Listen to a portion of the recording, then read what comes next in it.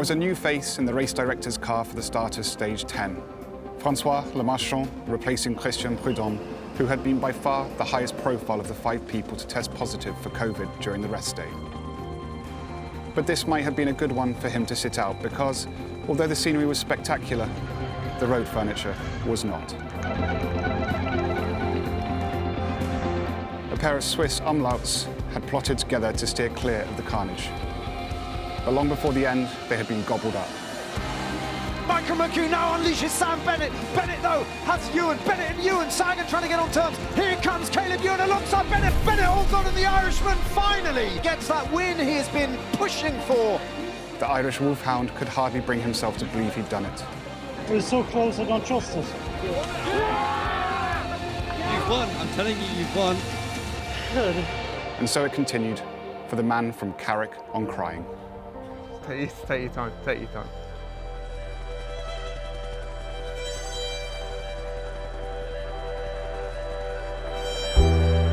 It was the end of the road for one of the previous day's fallers, the in-form Davide Formolo, while the writing was always on the road for the lone breakaway, Matteo Ledanius. Instead, we were treated to a very different kind of sprint. And that is a big, powerful move from Pustelberger, and he sent 2 of the Deceuninck Quick-Step train off after him. Well, whatever happens, this is going to put a lot of stress on the trains behind because they're going to have to switch them on earlier and burn out quicker, and that does mean that we're going to have a very chaotic sprint. Van Aert has the front of the race now. Peter Sagan on his wheel. Can he get past him? Sam Bennett just about on terms with Van Aert. Van Aert holding on. Sagan close as Caleb Ewan holds them all off at the end. Peter Sagan knocking shoulders there, tries to squeeze through. Look at that. Oh!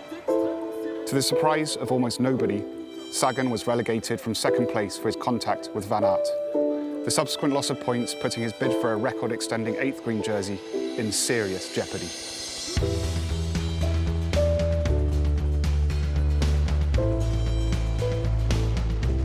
At least it made for an interesting intermediate sprint the following day, although, once again, not great viewing if you're a Sagan fan.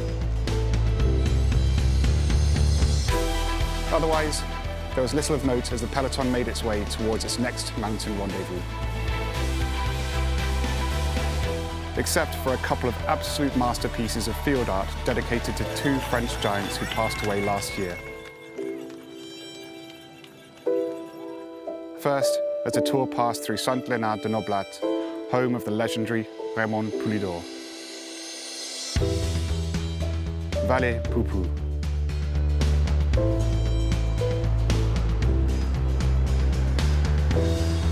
And then the 2-time president, Prime Minister and Mayor of Paris, Jacques Chirac. But on the final climb of the day, the Cat 2 Sukhumé, it was a case of déjà vu all over again. And Hirschi just blasts his way to the front, and he's at it again. I think he's just going to commit from here on out over the next 28.3 kilometres, because what's that compared to the 80-odd he did the other day? If at first you don't succeed, try, and try again. As the chase group failed to chase, Julian Alaphilippe grew increasingly frustrated. I feel like Alaphilippe's just finding problems. Something wrong with his handlebars, is it? Or just trying to straighten them? Leaving Hirschi to finally savour the feeling of winning a stage on this year's Tour. This is a special rider announcing himself in the best possible fashion on the biggest bike race in the world, and he's done it, and Mark Hirschi is a big-time player on the Tour. Chapeau, Mark, and congratulations to Sunweb on a tactical masterclass.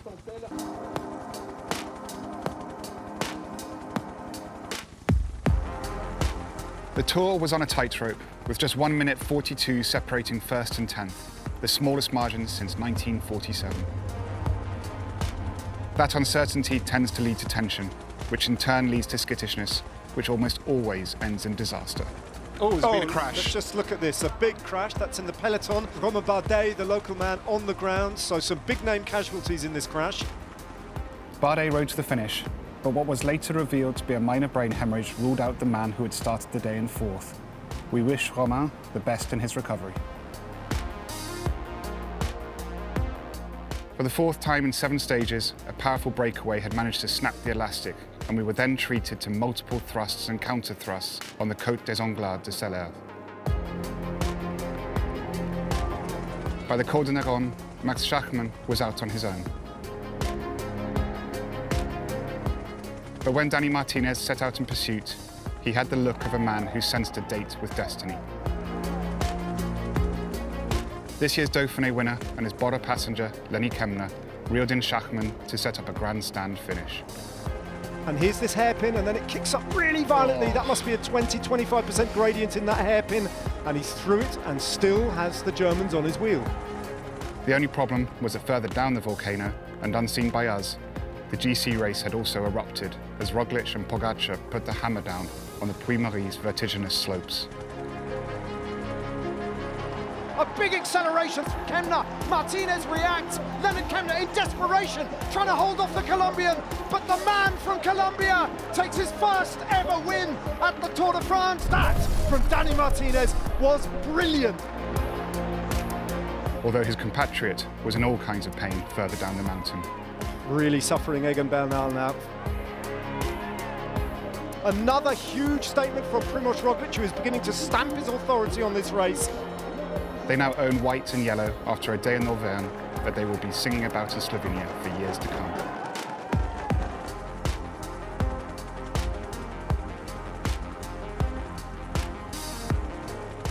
Despite the disappointment of the previous day, nothing was going to deter Bora Hansgrohe from having fun and animating the race. On the Col de Bale, they jumped on the front of the peloton and managed to drop Sam Bennett. With 15k to go, it all kicked off, and once again, it was Sunweb who were upping the ante. Sunweb playing the first of their cards, and it's Ben Oates, and he's a dangerous rider to let go. Lenny Kemna attempted to wrest the initiative back to Bora. Thomas de Gent and Julian Alaphilippe went all in. Then came the big bluff, before finally playing their joker. And that's a brilliant move from Sunweb, and Søren Kragh Andersen is gone.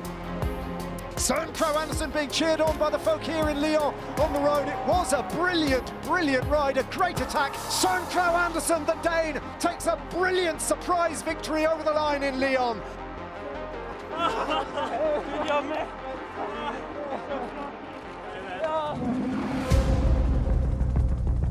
Which only left two Cat 1s and the all-category summit finish on Grand Colombier to contend with. Easy, right? Whoa! Just catching a wheel of Bob Jungels. Higuita's gone down really hard there. The abandonment of Sergio Higuita after that crash was just the start of it. On the first of those brutish climbs, with its average gradient of 13%, Michael Gogol zigzagged his way up to and past the lead trio to lead the race onto the Col de la Biche. Pierre Rolland took the maximum 10 points on offer there, as the two of them kept pounding away at the front. Next stop, the really big stuff. As the jumbo train hit the Colombier switchbacks, the defending champ was once more on the ropes. This is going to be a long climb for Egan Bernal. Out of sorts and out of the podium. With 7k to go, Adam Yates went on the attack. A puff of the cheeks from Egan, a glassy-eyed stare from Nairo.